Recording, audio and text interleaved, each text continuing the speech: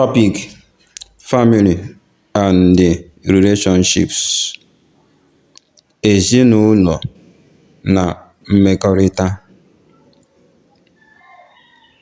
Nuclear family members in Igbo. Ndị ezinụlọ nke nta.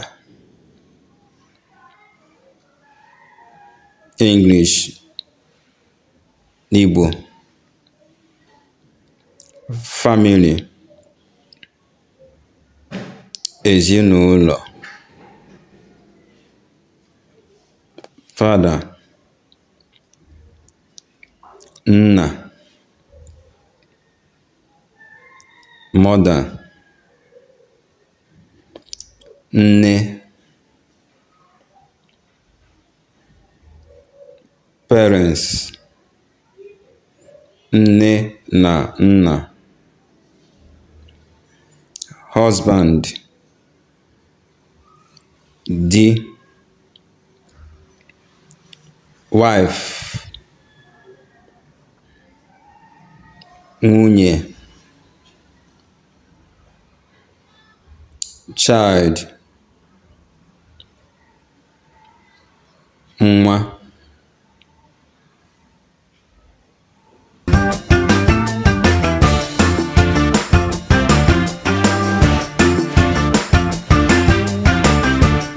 Last child.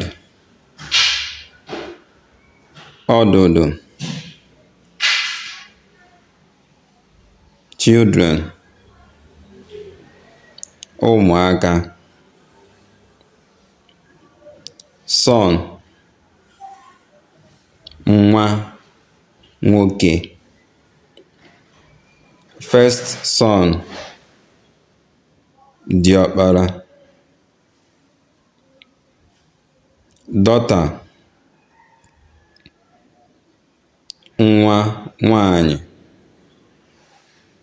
First daughter.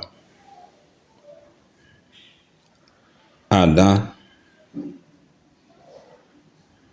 Brother. Nwanne nwoke. Sister. Nwanne nwanyị.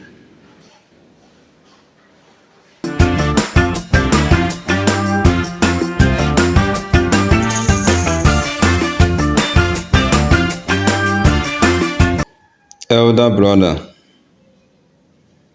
Nwanne nwoke ukwu. Younger brother. Nwanne nwoke nta. Elder sister. Nwanne nwanyị ukwu. Younger sister. Nwanne nwanyị nta.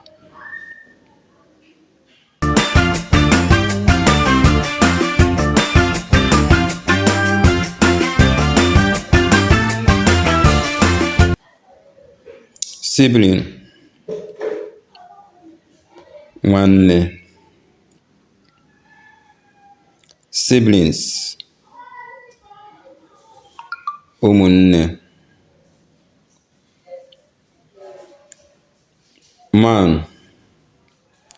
Nwoke. Woman. Nwanyị.